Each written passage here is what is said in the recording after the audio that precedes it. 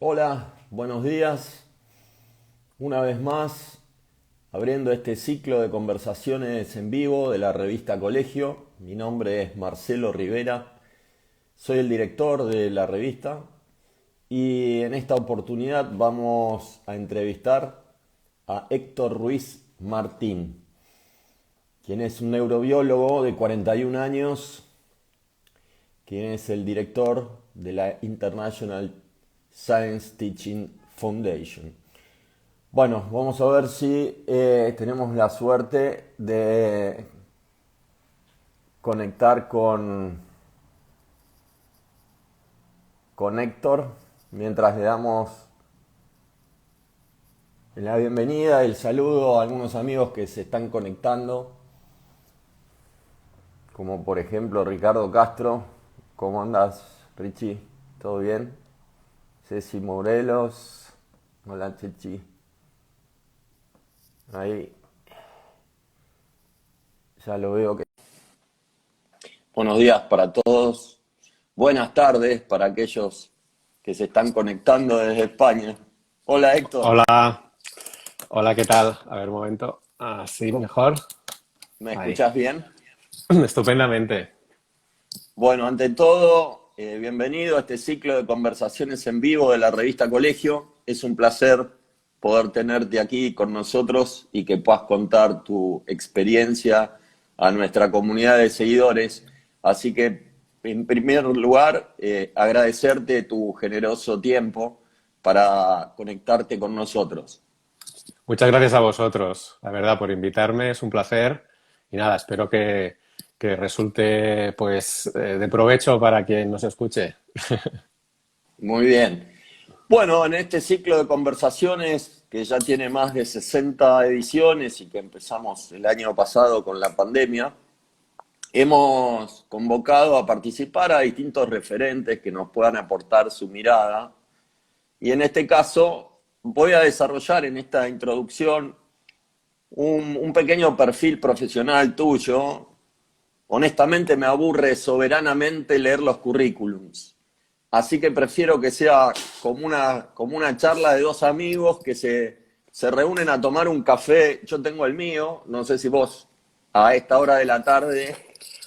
Agua. Eh, bueno, pero la idea es disfrutar la conversación. Héctor, vos te definís como un biólogo apasionado por la educación. Tenés una formación docente en neurobiología, ¿verdad? Sí, sí, sí. Yo empecé, digamos, pues en todo esto de la investigación sobre el aprendizaje desde la neurobiología como biólogo, cuando descubrí que se podía hacer ciencia sobre cómo las personas aprenden, pues lógicamente la primera aproximación fue a través de la neurobiología, ¿no? Entender cómo funciona el cerebro cuando aprende desde un punto de vista biológico, molecular, celular. Y me pareció fascinante. Lo que pasa es que también es una persona que también, bueno, como cuando investigas también das clases, ¿no? Y también he tenido la oportunidad y la experiencia de, no solo en la universidad, sino de dar clases en un instituto de secundaria y bachillerato. Eh, y como docente me daba cuenta que todo eso que estaba aprendiendo sobre cómo aprendemos desde el punto de vista del cerebro era fascinante, pero no me decía qué podía hacer en el aula para hacer las cosas mejor. No me estaba informando directamente sobre qué podía hacer, ¿no? Y ahí fue cuando tuve la suerte de descubrir otra disciplina, que es la psicología cognitiva. Es una rama de la psicología muy empírica que estudia básicamente pues, cómo el cerebro obtiene, procesa, almacena, utiliza, ¿no? La información. Eh, y tuve la suerte pues, de ponerme entonces a estudiar esta disciplina, en contacto con... Es una disciplina que tiene mucha tradición, no tiene tanta tradición en España o en los países hispanohablantes, sino más en Estados Unidos, en Inglaterra. Y bueno, pues a partir de ahí me metí en esta disciplina, me encantó y pues ya me he dedicado más que nada a este ámbito, ¿no? A la investigación desde el ámbito cognitivo sobre cómo aprendemos, entender ya a un nivel mucho más cercano al aula que nos informa de una manera más cercana al aula, de qué podemos hacer como docentes, qué pueden hacer los estudiantes como aprendientes, ¿no? Para que sus esfuerzos por aprender sean más productivos, más eficaces. Y a partir de ahí, pues he estado tratando. Yo hago una investigación más aplicada directamente en el aula, de llevar pues principios que la investigación sobre estos temas ha desarrollado en laboratorios o también en aulas, ¿no? Llevarlo con propuestas para bueno, tratar de ver si en un entorno, lo que se llama ecológicamente válido, ¿no? La realidad, cuando una cosa es el laboratorio, que donde lo tienes todo bien controlado, puedes apreciar efectos, ¿no? Si hago esto, pasará esto. Pero luego otra cosa es llevarlo al aula, donde están todas las variables en juego al mismo tiempo, ¿no? Y ahí es donde tienes que ver si esas intervenciones, si esas acciones, si esas circunstancias que en el laboratorio se veía que tenían un efecto, lo siguen teniendo cuando todo el resto de variables también van a estar interviniendo, ¿no? Y puede incluso pues, que hagan que no se note ningún efecto o incluso que se note un efecto contrario, ¿no? Claro. Al que esperabas. Muy bien, vamos de a poco desarrollando tu perfil profesional. También vamos a poner en contexto qué es lo que hoy hace Héctor Ruiz Martín. Pero básicamente lo que quería es que vayas como desarrollando tu perfil y que nuestro público te vaya descubriendo, aquellos que no te conocen. Y también al finalizar la conversación, que quizá podamos acordar algún proyecto conjunto, porque a nosotros lo que nos gusta es convocar personas que inspiren. Y tu caso me parece que es muy interesante para que conozcan las escuelas y los docentes de nuestro país. Así que una de las cosas que quería preguntarte, más allá de este desarrollo de que evidentemente sos una persona curiosa, que le gusta el aprendizaje como un camino de recorrido durante su vida profesional, quería preguntarte también cómo nació en vos esta capacidad de ponerte a escribir, ¿no? Porque en los últimos tiempos has sido autor de 3 libros, si no recuerdo mal. Esos 3 libros son Cómo aprendemos, Aprender a aprender y Learning to Learn. Así que no solo tenés como esa faceta de curioso, de investigador, sino que ahora le agregaste la de escritor. ¿Cómo surgió en vos esto de ponerte a escribir? Bueno, pues la verdad fue precisamente cuando, como he explicado, ¿no? Me metí en todo este ámbito de la ciencia del aprendizaje. Cuando uno empieza a descubrir, una persona pues, que está de docente en una clase, ¿no? Empieza a descubrir que hay ciencia detrás de lo que un profesor puede hacer, que hay ciencia detrás de lo que los alumnos pueden hacer para que sus esfuerzos, ¿no? Por enseñar, por aprender, sean más productivos.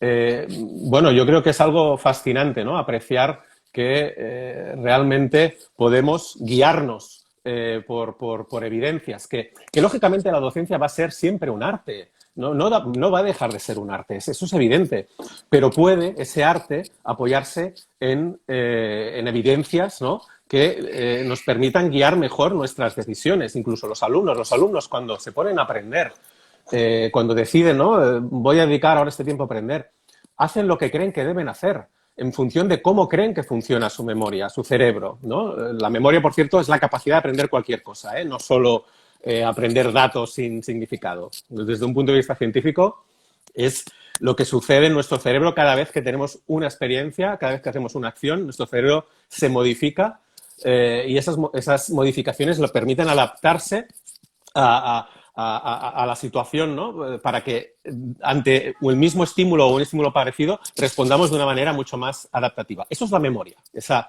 capacidad de nuestro cerebro de adaptarse y, por lo tanto, de aprender. Pues bien, cuando los alumnos, cuando los estudiantes se ponen a aprender, hacen lo que creen que deben hacer. Nadie les ha enseñado cuáles son las acciones, las circunstancias más eficaces. Y, curiosamente, sabemos que hay acciones que son mucho más eficaces para que el aprendizaje se consolide, para que perdure, para que sea más transferible a nuevas situaciones, para que no se esfume después de las pruebas de evaluación, o por lo menos lo haga menos, ¿no? Que la curva del olvido, que es algo inevitable, pues no sea tan fuerte.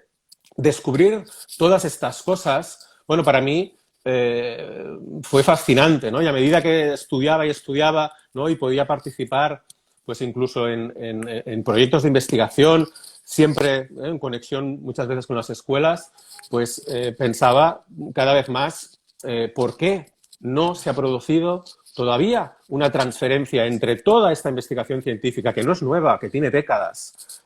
Bueno, ahora ahí está en un momento muy álgido, pero es que lleva décadas proporcionando información muy útil para los docentes, para apoyar su tarea. No para decirles lo que tienen que hacer, no, para darles información sobre qué es más probable que pase si hacen esto o si hacen lo otro y que a partir de ahí tomen sus decisiones en función de su contexto. Incluso, ¿no? Información sobre qué puede ser más adecuado en función de cada contexto que tenga cada uno, ¿no? Porque hay que entender que los contextos son distintos y por eso también la ciencia, bueno, va a investigar qué pasa en cada contexto y ve diferencias y ve que, pues mira, este método que es más eficaz para estos alumnos, en cambio para estos otros es mejor este otro, ¿no? Eso también la ciencia lo investiga. Que al final, lo único que hace la ciencia es sistematizar la experiencia personal. Nosotros como individuos tenemos experiencias, pero no vamos tomando datos continuamente de lo que está sucediendo de cada uno y entonces dejamos actuar a nuestros sesgos. Y tenemos sesgos, uno de los más famosos, digamos, o más incidentes en estas cosas, es el sesgo de confirmación, que es el que nos hace interpretar, percibir, recordar las cosas de la manera que encajen ya con nuestras ideas previas. Claro, con Y nuestras creencias. nuestras creencias, exacto, ¿no? Con lo que ya esperamos que vaya a pasar. Entonces, recordamos preferentemente las cosas que han pasado, que encajan con nuestras ideas, y olvidamos preferentemente las que no, ¿no? Entonces, la ciencia lo único que pretende es, si es tan sencillo como, vamos, en vez de dejar que la experiencia personal sea solo una cosa, pues que uno se guía ¿no? por 4 experiencias y a partir de ahí recuerda, ¿no? Como las recuerda y las interpreta, vamos a tomar datos. Vamos a hacerlo así y ahora vamos a hacerlo así. Y vamos a comparar esos datos. Es así de sencillo, ¿no? Un docente puede llegar a hacer, si quiere, de su experiencia personal, algo más cercano a una investigación científica. Y gracias a eso, con esos datos, puede ver realmente lo que está pasando. Porque muchas veces los sesgos no nos dejan ver lo que está pasando. Especialmente si lo que nos interesa es ver los efectos en el aprendizaje a largo plazo, los efectos en si ese aprendizaje va a ser transferible a nuevas situaciones o no. Bueno, con todo esto que estoy hablando, lo que quiero decir es que mi afán por llevar a hacer esos libros fue porque, digamos, me di cuenta que localmente en España, pero también en Latinoamérica, en el mundo educativo de lengua española, no había llegado ninguna de esta ciencia. En Estados Unidos, en Inglaterra, había empezado a haber un movimiento, ¿no? de transferencia, de llevar las evidencias, especialmente de este campo. Tengo que decir que hay otros ámbitos también que aportan evidencias para la educación. El mío es la ciencia cognitiva, pero hay otros ámbitos, sociología, que pueden aportar y que también son valiosísimos. Pero este ámbito pues me sorprendió, que no estaba llegando esta información.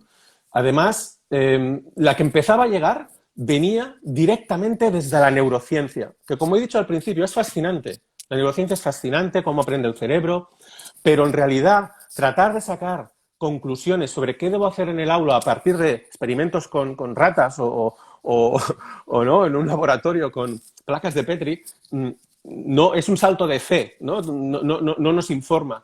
Y ahí fue donde, bueno, me di cuenta que no había ningún lugar al que ir para empezar, para que los docentes y los estudiantes... Como un marco de referencia. Exacto. Es que ni siquiera en Internet prácticamente no había nada en lengua española que acercara la ciencia del aprendizaje y la ciencia de la enseñanza a docentes y a estudiantes. Y por eso, de hecho, empecé en una red social, en Twitter, a facilitar información en forma de hilos, que sigo haciéndolos cada tanto que puedo, porque llevan mucho trabajo. Pero a partir de ahí la gente que empezaba a leerlo me animaba, oye, ¿por qué no haces un libro? ¿Por qué no haces un libro? Y de ese libro, pues en realidad hice 3, porque hice uno específico para profesores, para maestros, ¿no? Para docentes, que es el Cómo aprendemos, que es un libro pues, que repaso prácticamente toda la psicología educativa, toda la investigación, desde la cognitiva, ¿no? Que sería el marco que más controlo a otras ramas de la psicología educativa. Luego uno para los estudiantes, se llama Conoce tu cerebro para aprender a aprender. Es un libro muy sencillito, más ligero, para enseñarles las estrategias de aprendizaje que están basadas en la evidencia científica. Y es un libro que, bueno, para los docentes también es muy interesante, porque al fin y al cabo enseñar es ayudar a aprender. Y por lo tanto la buena enseñanza es la que hace que los alumnos acaben haciendo aquello que les va a hacer aprender, porque son ellos los que aprenden. Nosotros, por desgracia, no podemos, ¿no? Generar el aprendizaje en su cerebro. El aprendizaje debe depender de lo que ellos acaben haciendo, ¿no? Con lo que les ofrezcamos. Y luego hice también el tercero, Aprendiendo a aprender, para el público general, especialmente pues, para las familias, ¿no? de esos estudiantes. Y bueno, pues con ese objetivo sigo también ahí en Twitter, en la red social, tratando de aportar, de hacer ese puente. ¿Cómo es tu Twitter? Así la gente te puede seguir. ¿Cómo es tu Twitter? Pues es @HRuizMartín, de Héctor Ruiz Martín, H. Ruiz Martín. Bien, estamos hablando con Héctor Ruiz Martín, quien es neurobiólogo, especialista en psicología cognitiva. Y repito esto porque hay personas que se van agregando a la conversación y es el director de la International Science Teaching Foundation. Ahora vamos a explicarle a nuestra audiencia de qué se trata esta organización, cuál es tu rol dentro de la organización. Pero dijiste cosas realmente muy interesantes que me quedaron resonando y que me dan pie para invitarte a el próximo congreso que vamos a organizar a fin de agosto, donde me gustaría, si tienes la posibilidad, porque sé que agosto es un mes especial ahí, donde se toman un merecido descanso, pero quizá a fin de agosto, y programándolo con tiempo, te podamos invitar para que puedas explayarte mucho más y bueno, sería un honor para nosotros que puedas compartir la experiencia de tener un lugar en nuestro congreso que hacemos todos los años y hablemos un poco más en detalle, ¿no? Sobre los aportes de la neurobiología, de la psicología cognitiva y la evidencia relacionada a mejorar las prácticas áulicas, las prácticas docentes. Porque sí, los procesos de enseñanza-aprendizaje. Una cosa que dijiste que me pareció muy, y que estoy de acuerdo y que me parece inspirador, es que la docencia es un arte. Y como tal, el artista debe disfrutar de su creación y que esa creación es cotidiana. ¿No es cierto? Ese camino de aprendizaje, ese aprender a aprender, debe ser cotidiano. ¿Qué es aprender a aprender? Pues mira, precisamente va un poco en la línea de lo que estaba explicando, ¿no? Aprender a aprender puede sonar extraño, ¿no? Así de entrada, aprender a aprender, ¿cómo puedo aprender a aprender, ¿no? Entonces, ¿cómo aprendo en primera instancia, ¿no? Uno se puede preguntar o uno puede decir, ¿qué sentido tiene aprender algo que hacemos de manera espontánea, ¿no? Porque los humanos aprendemos igual que vemos, ¿no? Abrimos los ojos y vemos, pues hacemos cualquier cosa y aprendemos, no podemos evitarlo. Sin embargo, a pesar que es cierto, ¿no? que aprendemos de manera natural, hay muchas cosas para las que si queremos aprenderlas tenemos que hacer un esfuerzo deliberado. Tenemos que dedicarle un tiempo, tenemos que hacer algo más que simplemente estar ahí y tener una experiencia. Y estoy hablando, lógicamente, de todas esas cosas que trata de proporcionar la escuela. Desde leer y escribir a cualquiera de las disciplinas que la humanidad ha ido, ¿no? desarrollando esa cultura. Nuestro cerebro no ha tenido tiempo de evolucionar como para que toda esta información que hoy día tenemos acceso, que jamás, ¿no? nuestra especie había tenido acceso a tantas cosas, no tiene digamos, una región específica que nos permita aprender estas cosas de manera totalmente espontánea y sin esfuerzo aparente, ¿no? Sino que necesitamos realizar ese esfuerzo. Entonces, ahí está la clave. Cuando un estudiante decide, ¿no? Bueno, tengo que aprender esto, voy a aprender esto, o quiero aprender esto, lo que sea, tiene que decidir lo que va a hacer para aprenderlo, ¿verdad? Tiene que decidir cómo lo hará. Y de hecho, todos cuando nos ponemos a aprender de esta manera pensamos, vale, ¿qué es lo que debería hacer para que lo que estoy haciendo ahora lo recuerde mañana, ¿no? O lo recuerde de aquí a una semana la semana que viene, o lo recuerde siempre, ¿no? Que sería lo más interesante. Entonces, cada uno actúa en función de sus creencias, creencias sobre cómo cree que funciona su cerebro cuando aprende, sobre cómo cree que funciona la memoria.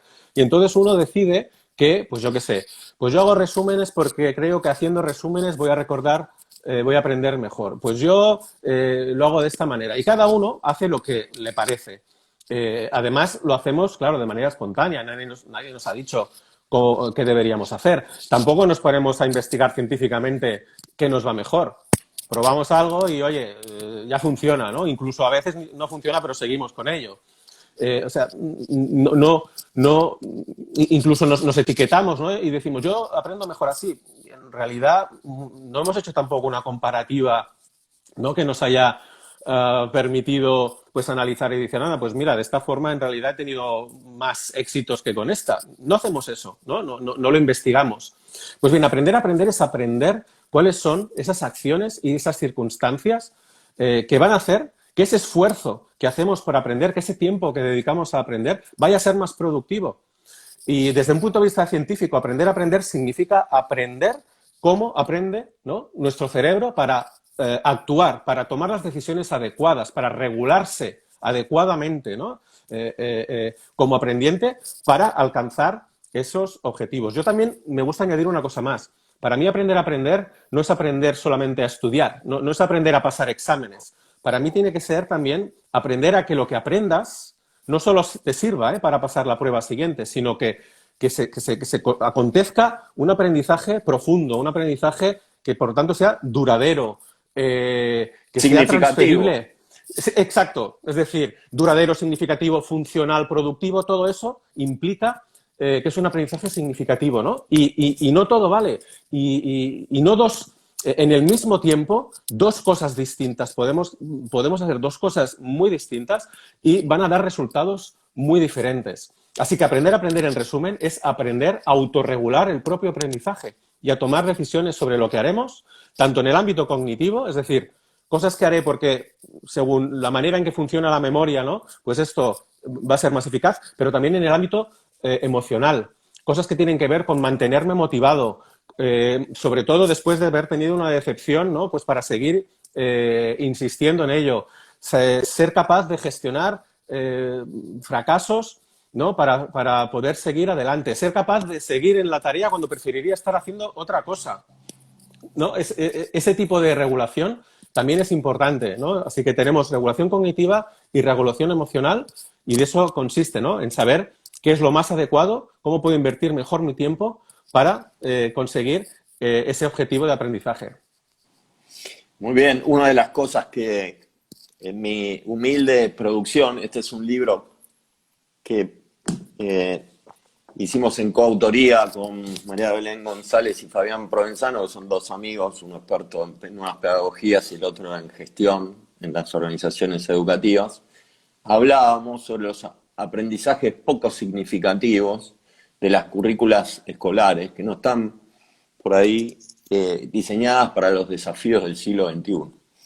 En este sentido, y yendo un poco a tu rol actual y a tu cargo como director de la International Science Teaching Foundation, contame un poco qué es esta organización, dónde opera, cuáles son los contextos que impacta, dónde están, cómo las escuelas pueden relacionarse con ustedes. Pues bueno, se trata de una fundación que la fundamos, ¿no? Nunca mejor dicho, en el año 2012, si no me equivoco, un grupo, pues, investigadores, docentes, todos muy vinculados al ámbito del aprendizaje de la ciencia, de ahí que sea, ¿no?, la Fundación para la Enseñanza, ¿no?, Internacional para la Enseñanza de la Ciencia, con una misión, ¿no? Nuestro objetivo era promover las buenas prácticas en la enseñanza de la ciencia en las escuelas, entendiendo las buenas prácticas como aquellas que se fundamentan en la evidencia, ¿de acuerdo? No como otras opiniones más sobre cómo debería hacerse, sino, ¿no?, tratando de transferir esa evidencia desde las ciencias cognitivas y desde la didáctica de la ciencia, donde también se hace mucha investigación, ¿no?, y tratar de trasladar, ¿no?, esas ideas para que los maestros, los profesores las aplicaran en el aula. Empezamos nuestro proyecto a través de proporcionar capacitación. Vimos que realmente había mucho interés. Lo que pasa es que también pronto nos dimos cuenta de que no era suficiente. Si nuestro objetivo era conseguir que en las aulas se produjera algún cambio en este sentido, ¿no?, de buscar, de promover, gracias a estas prácticas, aprendizajes más significativos, vimos que con la capacitación no era suficiente. Las personas que acudían, los maestros que acudían, salían satisfechos, emocionados con las ideas que les habíamos planteado, pero luego era cierto que llegaban al aula y debían traducir esas ideas concretamente, ¿no?, a los objetivos que el currículum planteaba, ¿no? Oye, pues, vale, fantástico, debo realizar este tipo de actividad y esta otra. ¿Cómo lo hago para enseñar? No lo sé, la primera ley de Newton. Claro, esa traducción requiere también de tiempo, de esfuerzo, de creatividad y de asegurarse de que realmente, ¿no?, los principios cognitivos que hay que cumplir se están cumpliendo. Así que dimos un paso más, hicimos una hipótesis de salida muy arriesgada, que era, debemos no solo dar capacitación, debemos desarrollar materiales educativos concretos que ayuden, que guíen a los docentes, que les den ideas y recursos sobre cómo desarrollar el currículum entero siguiendo, ¿no?, métodos pues, que llevan a aprendizajes más significativos. Y así desarrollamos el proyecto Science Bits, que es más conocido que la propia fundación, por lo menos aquí en España, que es un proyecto, nos hemos basado mucho en el entorno digital, son unos materiales educativos, reemplazan al libro de texto, porque cubren el currículum entero, pero lo hacen proporcionando todo este tipo de actividades, ¿no?, que hacen, básicamente lo que estamos haciendo con estos materiales es conseguir que los alumnos estén pensando continuamente en lo que están aprendiendo en términos de significado, que estén tratando de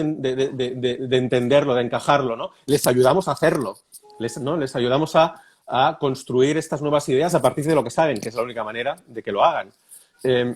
Y por eso lo que hacemos es, ¿no?, proponer secuencias didácticas que parten de situaciones familiares, de situaciones relevantes en las que el objeto de aprendizaje entra en juego, aunque a veces puede que no lo parezca, para empezar activando sus conocimientos previos, que es básico para conseguir ese aprendizaje significativo. Empiezan con discusiones, ¿no?, donde van activando lo que saben a partir de esa situación que además pretende ser una situación que genera ya un conflicto que hay que resolver, ¿no? Algo que nos obliga a tener que aprender algo para resolverlo, ¿no? Pasamos a una fase de exploración guiada por el docente, en que vamos haciendo que el alumno vaya atando cabos, ¿no?, una cosa con la otra a través de investigaciones, a través de a veces simplemente, ¿no?, ir observando una simulación o utilizarla, lógicamente, para obtener datos, para sacar conclusiones, para discutir sobre ello y llegar a construir significado, el concepto que hay detrás, ¿no?, de esa situación. Luego lo formalizamos, porque la formalización también es importantísima. Una buena explicación clara, concisa, también es muy importante. Pero a continuación le pedimos a los alumnos que empiecen a transferir ese conocimiento a múltiples situaciones, a múltiples contextos, que eso también es importantísimo para consolidar. Finalmente, les pedimos que con todo lo que han aprendido, trabajando en equipo, construyan un proyecto, realicen un proyecto que va a resolver una situación en un contexto real, pero fíjate que ya es en un momento en que ya han aprendido y lo que estamos haciendo es promover la consolidación de lo aprendido a través de esa transferencia. Y finalmente hay una evaluación, que aunque bueno, la evaluación, como te puedes imaginar, va sucediendo durante toda la secuencia, ¿no?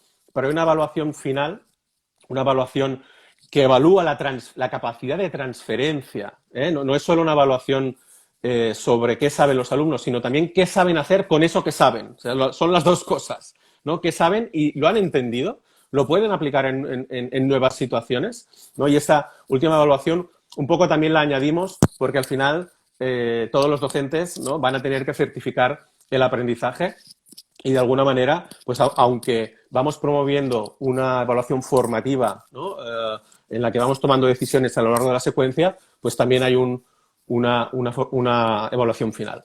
Y este proyecto lo desarrollamos y estamos con él en España, estamos en Argentina, estamos en Chile, estamos en México, estamos Sí, en acá Estados veo, Unidos también. acá hay varias personas de Rosario, Santa Fe, veo que están saludando y diciendo que lo están aplicando y que la plataforma es excelente. Con lo Pues cual un saludo para todos. tienes hinchada propia aquí entre la audiencia. Bueno, Evidentemente, Science Beach es como la nave insignia de la organización, por lo que se ve, y están impactando ya escuelas de todo Latam. Me decías que están en Argentina, en Chile. ¿En qué otros países están? a ver, la verdad es que estamos en escuelas de todo el mundo, pero lugares donde haya un número significativo de escuelas, pues son Argentina, son Chile, México, Perú, más recientemente, Estados Unidos, Inglaterra y España. Son los lugares donde tenemos más masa de centros y a los que precisamente son esos países en los que también hemos ido haciendo pues algunos ajustes curriculares, aunque por suerte, como trabajamos especialmente con edades ya de secundaria, digamos, ¿no?, de escuela media, secundaria, pues bueno, ahí, por suerte, ahí la ciencia ya es universal, ¿no? Porque las leyes de Newton, pues por suerte son las mismas en España, ¿no?, que en Argentina. eh, y, Sí, y, y, como está montado, ¿no?, en base a cápsulas, ¿no?, a secuencias que se pueden ir organizando en función, pues, del currículum de cada región, pues tenemos esa capacidad, ¿no?, de universalización, que es lo mismo que pasa con las matemáticas. De hecho, permíteme decir que estamos trabajando ahora en un proyecto de matemáticas porque en estos casi 9 años que llevamos de desarrollo de Science Beach, ha sido un proyecto que hemos desarrollado muy poco a poco, con mucho cariño, con muchísimos recursos y recopilando y haciendo directamente, ¿no?, investigación en las aulas. Acabamos de publicar, bueno, lo han publicado en realidad unos investigadores de la Universidad de Barcelona y Rovira y Virgili, un estudio que les pedimos, ¿no?, que hicieran, que nos ayudaran para comprobar si, bueno, lo que estábamos proponiendo en las escuelas realmente estaba provocando un cambio o no. Y afortunadamente el estudio ha mostrado que efectivamente, ¿no?, promover, maximizar que el docente tenga esa capacidad de hacer pensar a sus alumnos sobre lo que aprenden, pues efectivamente, como nos dice las ciencias cognitivas, ¿no?, está ofreciendo mejoras en los resultados, en los aprendizajes conceptuales de los estudiantes. Pues con todo eso creamos Science Beach y ahora llevan muchos años diciéndonos, ¿y por qué no hacéis las matemáticas, ¿no?, que al fin y al cabo están tremendamente, íntimamente vinculadas con las ciencias? Al final, ¿no?, las matemáticas son el bueno, lenguaje de la ciencia. tenemos una primicia entonces, que están desarrollando una plataforma de matemáticas. Muy bien. Vos sabés, Exacto.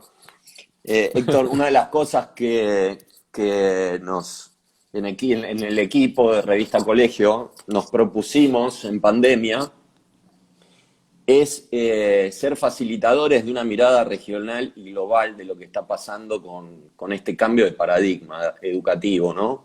Y todo lo que decís es muy fértil y realmente se pasa muy rápido el tiempo. Ya tenemos casi media hora de conversación y tengo millones de cosas para preguntarte, ¿no? Una de las cosas, te corro un poquito de la plataforma y su impacto y voy más a Héctor, el profesional, el investigador, el curioso, el neurobiólogo. ¿Cuáles son los limitantes del aprendizaje o los limitantes más importantes del aprendizaje? ¿El miedo, la pereza? Contame un poco. Sí, sí, a ver, sin duda, limitante número uno, el tiempo, ¿m? Porque para aprender se necesita tiempo y oportunidades en las que realmente podamos llegar a profundizar y dar significado a lo que estamos aprendiendo. Eso implica, pues, poderlo aplicar, poderlo transferir a múltiples situaciones, ¿no? Y gracias a eso irlo abstrayendo y convertirlo, ¿no? en parte de nuestra forma de entender, pues, cómo funciona el mundo, ¿no? Por lo menos en el aprendizaje de la ciencia. Los otros limitantes pueden ser limitantes internos, como a lo que has hecho referencia, ¿no? Ese miedo te puedes referir, pues, a creencias autolimitantes, ¿no? Esas creencias que uno puede tener de pensar que no va a ser capaz, que por mucho que se esfuerce, esto no lo voy a aprender, ¿no? Este concepto se llama autoeficacia, ¿no? Esa es la creencia, si nos vemos capaces o no de aprender el objeto de aprendizaje que se nos plantea. Y esa autoeficacia, cuando es baja, nos autolimita. Porque, al fin y al cabo, si la autoeficacia es baja, la motivación es baja. Y si la motivación es baja, va a ser difícil que aprendamos. Pero no porque la motivación haga que el cerebro aprenda mejor. Es decir, no porque yo esté motivado, mi cerebro funciona mejor. No, no, no. Yo aprendo si estoy motivado porque la motivación me lleva a hacer, ¿de acuerdo? Me lleva a hacer aquello por lo que voy a aprender. O sea, la motivación es buena para el aprendizaje porque me impulsa a dedicarle más tiempo, más atención y más esfuerzo al objeto de aprendizaje, y por eso aprendemos mejor cuando estamos motivados. Porque, de hecho, si nos vamos al otro extremo, si no estamos en absoluto motivados, pues no vamos a dedicarle, ¿no? Ninguna atención, no vamos a hacer ningún esfuerzo a aprender. Y las creencias autolimitantes, precisamente, afectan a la motivación. De hecho, son mucho más importantes incluso que el interés. Cuando hablamos de motivación, uno piensa que es una cuestión de interés. ¿Me interesa o no? Y si no me interesa, pues ¿qué le vamos a hacer? No, en realidad, la motivación para aprender tiene un factor mucho más importante, que es esa autoeficacia. Porque, de hecho, el interés solo nos predispone a empezar, ¿no? Voy a prestar atención porque creo que esto me interesa. Pero si la manera en que procede la secuencia de aprendizaje, la manera en que ¿no? se plantea las actividades, los éxitos o fracasos que yo tengo durante esa secuencia no van encajando, ¿no? con lo que yo esperaba, da igual el interés que yo tuviera. Voy a perder la motivación. Y al revés también sucede. Yo puedo empezar pensando que algo no me interesa y precisamente la manera en que el docente o la situación lo plantea hace que me fascine. Le damos demasiada importancia al interés cuando los humanos inmediatamente nos interesamos cuando hay algo que aprender, cuando hay un conflicto y existe la oportunidad de aprender, siempre y cuando creamos que podemos aprender. Porque si creemos que no lo vamos a poder hacer, entonces la motivación va a decaer, ¿no? Y luego, pues, obviamente, por decir algo obvio, todas las circunstancias externas, ¿no? que pueden influir en nuestra voluntad de aprender, pues también pueden ser limitantes, ¿no? en función del entorno que tengamos. El entorno de aprendizaje es clave también, pero no solo porque nos ofrezca recursos, sino también porque nos motive, ¿no? porque nos facilite tener las circunstancias adecuadas o no, ¿no? Entonces, eso es algo que también debemos tener muy en cuenta. El entorno de aprendizaje, no solo en el aula, sino fuera, es algo también clave para el proceso de aprendizaje. Sí, a ver, una de las cosas que creemos a veces cuando nos ponemos a compartir la conversación es que hay algunos factores que favorecen y otros que limitan los aprendizajes. Ahora, ¿se puede innovar desde la escasez de recursos? ¿Se puede, digamos, cuando tenemos dificultades de conexión a Internet o poca capacitación docente, acceder a estas plataformas de innovación? ¿Cómo es tu mirada en este sentido? A ver, yo creo que está claro que lo que no podemos dejar de exigir siempre, en primera instancia, es una mejora financiación de la educación, mejores recursos en todos los ámbitos, ¿no? Especialmente la administración pública. Creo que eso es lo primero que debemos exigir siempre porque con más recursos, con más capacitación para los maestros, siempre vamos a tener más oportunidades para hacer las cosas mejor. Pero a partir de ahí hay que tener claro cómo invertir bien esos recursos. Pero ya no recursos económicos solo, cómo invertir el tiempo, ¿no? que vamos a dedicar. Y ahí es donde pueden entrar estas otras propuestas que independientemente pues, de cuáles son los recursos que uno tiene, pues pueden tratar de ayudarle a sacar el máximo provecho de lo que tiene. Claro, si los recursos son bajos, se va a hacer lo que se pueda, ¿no? Sí, bueno, sinceramente, uno puede tratar de hacerlo lo mejor posible, incluso tener la buena voluntad de guiarse por la ciencia para tratar de que esos resultados sean quizá algo mejores. Pero necesitamos también esos recursos que nos ayuden. Mira, haciendo una analogía, es un poco como la medicina. ¿No? Si en los hospitales, si el entorno de la salud no tiene también buenos recursos, pues qué más da que haya tan buena ciencia detrás, ¿no? Puede haber una gran ciencia médica que nos dice cuál es la manera más adecuada de hacer este tratamiento, de diagnosticar esto otro, pero si no tenemos capacitación para los médicos, no tienen ni siquiera tiempo para ello, si luego los hospitales no tienen los recursos adecuados, pues van a hacer lo que puedan, ¿no? Y dentro de lo que hay, pues harán lo mejor, está claro.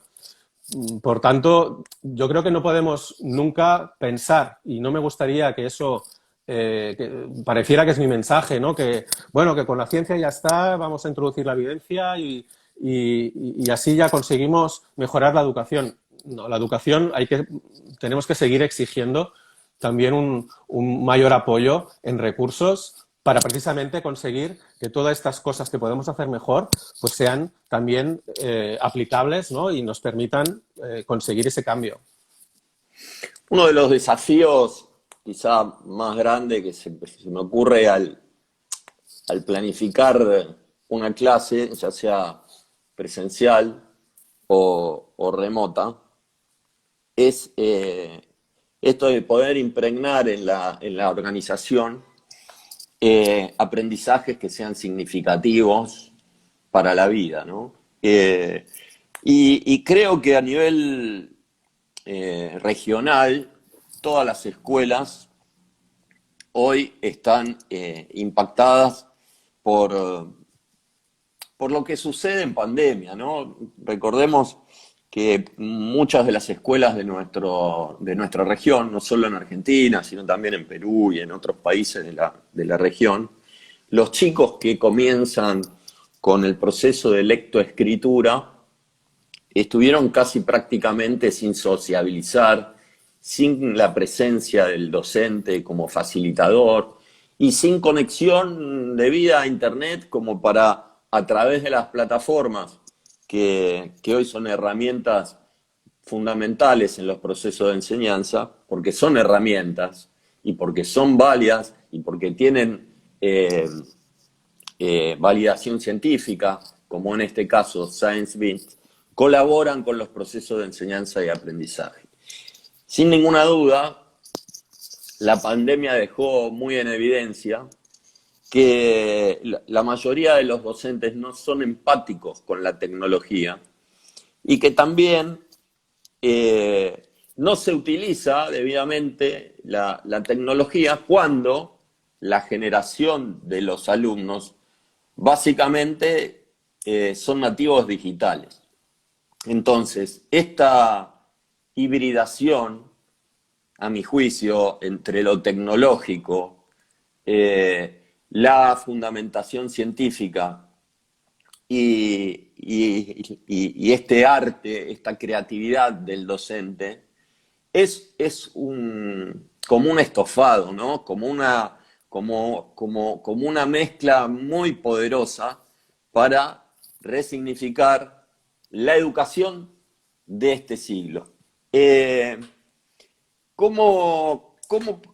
Contanos un poco, básicamente, ¿no? En Science Beats, ¿cómo hacen para implementar en las escuelas, si el proceso es acompañar en la formación, en las buenas prácticas?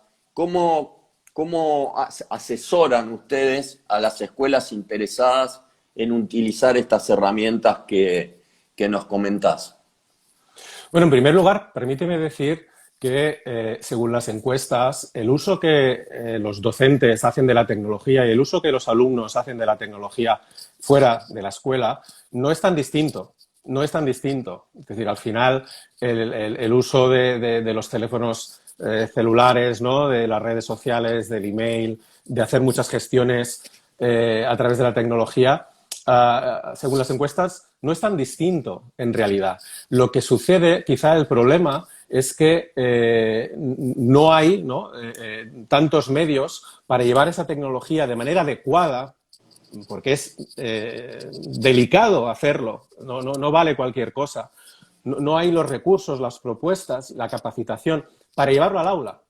Es decir, de hecho, los alumnos tampoco suelen usar las nuevas tecnologías, digamos, en el entorno, ¿no? de la escuela, más allá de que le pidamos que hagan un trabajo, ¿no? con un PowerPoint o con un cualquier, ¿no? Un Prezi, lo que sea, ¿no? Un Geniali, lo que sea. Pero, digamos, a eso también llegamos los docentes, ¿no? La cuestión es introducir la tecnología en las aulas y que esto sea un beneficio y no un problema. Es delicado y entonces requiere, hay que pensárselo bien. Y si uno no ha encontrado las herramientas que toca, no se ve acompañado, pues es lógico que no lo haga, porque hay muchas propuestas con la tecnología que en realidad se podrían seguir haciendo sin la tecnología, que para eso la tecnología no hace falta y la tecnología solo nos da una dificultad añadida cuando no aporta nada. En cambio, precisamente, bueno, lo que tratamos de hacer con ScienceBits es que la tecnología que ofrecemos para introducir en el aula sea útil, tenga sentido, tenga significado utilizarla, ¿no? Que nos esté dando cosas que no podríamos hacer sin ella. Cualquier tema de interacción, ¿no? Con el objeto de aprendizaje, ¿no? Con todos los recursos multimedia, ¿no? Simulaciones, vídeos, animaciones, etcétera. Toda la posibilidad de hacer un seguimiento del trabajo que están haciendo los estudiantes, ¿no? Y por lo tanto de tener un seguimiento más personalizado. Y en un entorno pues adecuado, ¿no? Donde vamos a tener también por los recursos que me van a facilitar llegar al aula y usar esa tecnología, ¿no? Poner el arte del docente, ¿no? Enriquecerlo, ¿no? Enriquecerlo con esos recursos para conseguir pues mejores resultados. Y entonces ahí es clave, como bien dices, hacer un acompañamiento. En nuestro caso no solo por la tecnología. De hecho, yo creo que en nuestro caso la tecnología es muy transparente, es muy sencillo, ¿no? El recurso que utilizamos enseguida es fácil de aprender cómo funciona y también depende de lo que uno quiera llegar a profundizar, ¿no? Es más bien, ese acompañamiento es más bien por un tema metodológico. Es precisamente el método del que hablaba, esta secuencia, el modelo de las 5 Es. Antes no le he puesto nombre, pero lo he descrito, ¿no? Esas 5 tipos de actividades en las que activamos conocimientos, exploramos de manera guiada, ¿no? Damos significado, etcétera. Para usar bien este método, es importante que los docentes reciban cierta capacitación, que entiendan exactamente qué se pretende en cada una de esas fases, porque si lo entienden van a poder, ¿no? Realmente actuar de una manera más eficaz cuando lo usan. Y luego ya, poco a poco, cada uno, lógicamente, pues se lo va adaptando a su manera de proceder. Y lo único que intentamos, ¿no? es dar, pues eso, esas mejores herramientas, esas ideas, como decía al principio, ¿no? Esas prácticas que vienen de la investigación en ciencias cognitivas, en didáctica de la ciencia, que podemos aplicar en el aula precisamente solo para conseguir dar un empujoncito, ¿no?, a que los alumnos pues aprendan de una manera más profunda, ¿no?, que les lleve a esos aprendizajes más duraderos y más transferibles a nuevas situaciones, que es lo que, como decía antes, ¿no?, pues tratamos de ir comprobando que sucede realmente, ¿no?, que estamos consiguiendo que esos cambios que suceden en el aula llevan tienen ese efecto finalmente. Bien, no nos queda mucho tiempo, pero vamos a aprovechar estos últimos 10 minutos de la conversación para acordar algunas cosas, por ejemplo, ahí hay un mensaje, ¿no? Yo siempre digo que nosotros nunca obligamos a la gente a vernos, y el que no le guste la conversación, lo único que tiene que hacer es bajarse de la conversación. Desde Eh, luego. pero hay muchos colegios que me están preguntando por privado cómo se puede acceder al programa Science Beats. Eh, ¿Cómo se pueden conectar con ustedes? Es muy sencillo, a través de la web. Si en Google ponen Science Bits, van a encontrar nuestra web. Ahí van a obtener ya Y ahí hay una pestaña de contacto. Ahí. Exacto, exacto. Perfecto. Se puede aprender ciencia haciendo ciencia. Esa es un poco la idea de los procesos de aprendizaje en la implementación de la plataforma, ¿verdad? En parte sí, teniendo en cuenta pues que a los alumnos también hay que entender qué conocimientos previos tienen, ¿eh? Para hacer Claro. ciencia hay que tener conocimientos de ciencia, pero sí que se trata precisamente de ir trabajando pues a través de secuencias en las que van a hacer sus hipótesis, van a investigar, van a obtener datos, van a tener que sacar conclusiones y darle significado, pero todo eso también apoyado pues con otros procesos, como comentaba, que también son importantísimos para que el aprendizaje se consolide, ¿no? Incluso, pues eso, la posterior aplicación, ¿no?, de lo que han aprendido para interpretar, resolver situaciones nuevas, etcétera.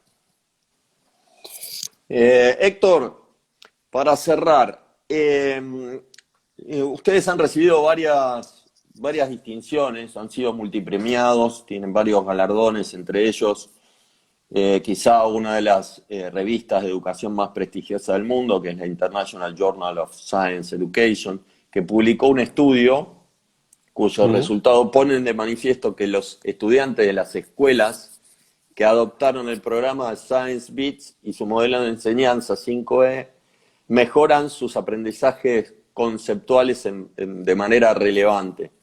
¿Qué significa para una organización joven como la que vos dirigís que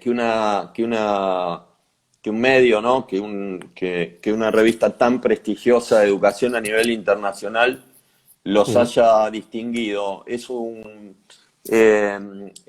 exalta el ego o te desafía doblemente a trabajar más intensamente para tener la vara allí arriba? Bueno, yo creo que tenemos que distinguir dos cosas. Por un lado, tenemos distinciones, premios a nivel mundial, 20 de ellos, incluso a nivel nacional en Estados Unidos, a nivel mundial de la ONU. Y por otro lado, esta publicación es una publicación científica, no sería un premio, sino lo que tenemos muy claro es que queremos llevar, ¿no?, la ciencia de cómo se aprende en las aulas. Y ahí hay dos maneras de hacerlo. La primera es basar lo que desarrollamos en la investigación científica, ¿no? Toda decisión que tomamos sobre cómo hacemos nuestros materiales, qué propuestas didácticas planteamos, se basa en la investigación científica. La secuencia, el modelo de las 5Es, todo se basa en la investigación científica. Pero luego uno tiene que llevarlo a las aulas y ver si realmente, al principio de todo lo he dicho, a veces llevamos ideas que se han desarrollado, ¿no?, en los laboratorios, etcétera, a las aulas y resulta que luego pues no hay ningún efecto, o al contrario. Entonces, creo que eso también es clave y a mí me gustaría invitar, ¿no?, a que todos los recursos que se desarrollan, que se llevan a las escuelas, pasaran también por esos procesos, ¿no? Es evidente que la investigación en el aula tiene muchas limitaciones que no vamos a tener en el laboratorio, ¿no? Es decir, al final un estudio como este tipo de estudios tienen sus limitaciones porque no podemos, digamos, por ejemplo, distribuir a los alumnos participantes al azar en grupos, porque al final tienes que tomar los grupos que existen, las clases que existen. No vas a poder elegir las escuelas al azar porque vas a tener que tomar las que están dispuestas o no están dispuestas a participar. La manera también de distribuirlas, ¿no? En si van a hacer de grupo experimental o de grupo control, es decir, que no van a usar el material. Pues bueno, claro, también te tienes que adaptar a muchas cosas, pero como contravalor lo que tienes es un estudio ecológicamente más válido, ¿no? Estás en una situación real, con todos sus problemas y sus limitaciones, ¿no? Y y lo que puedes hacer para compensar esos problemas, pues es, por ejemplo, cosas como la que hemos hecho, comparar las mismas escuelas consigo mismas, antes y después, no con otra, no, la misma escuela, antes y después. Poner esos grupos, esas escuelas control, para no pensar que, oye, es que a lo mejor la capacidad cognitiva a lo largo de los 5 años que ha durado el estudio de esta generación ha cambiado. Bueno, pues tenemos grupos control. Que las escuelas sean del mismo entorno socioeconómico, importantísimo. Que el pretest, comprobar que los resultados sean iguales en todas las escuelas que están participando, de manera que la comparación también tenga más sentido. Hay muchas limitaciones en este tipo de investigación,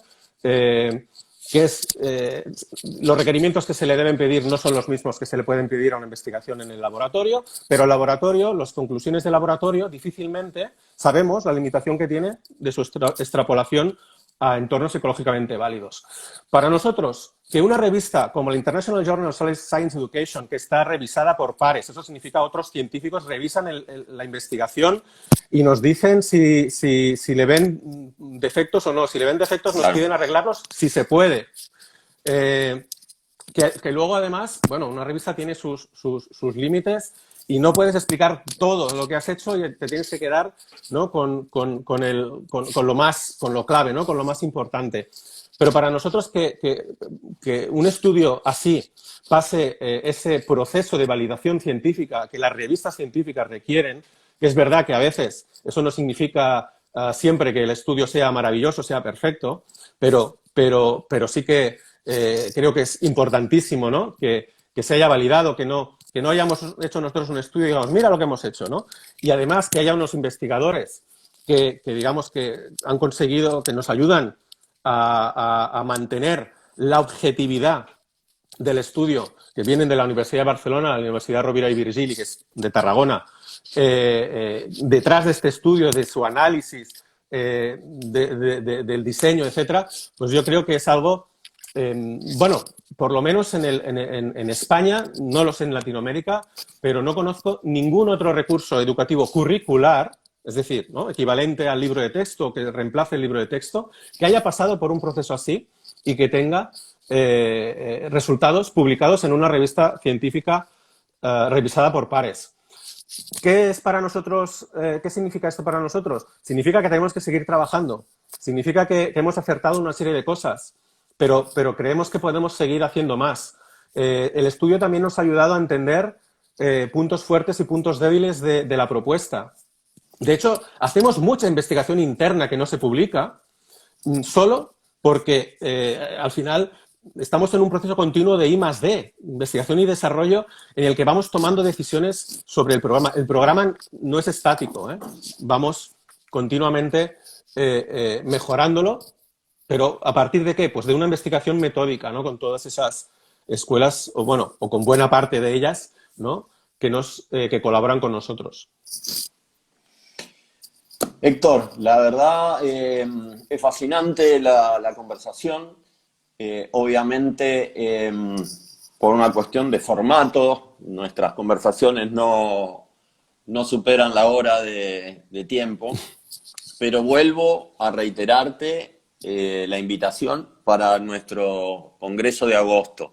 Fin de agosto te va a llegar una invitación para que puedas explayar un poco todo esto tan interesante que comentás, ¿no? Desde cómo despertar la curiosidad de los alumnos a llevarlos por el camino del aprender a aprender, que me parece que es uno de los mensajes más poderosos que nos dejaste.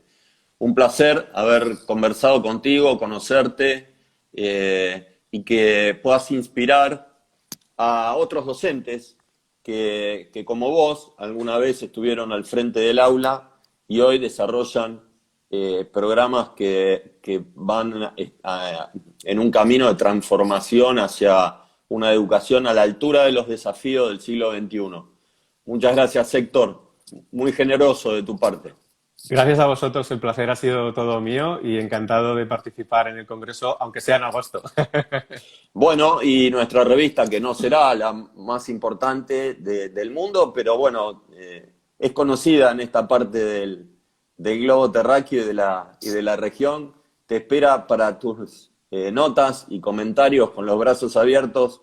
Cuando quieras, esperamos tu contacto y tus contenidos. Muchas gracias a Ariadna, muchas gracias a Marina, que hicieron posible esta conexión y este contacto entre nosotros.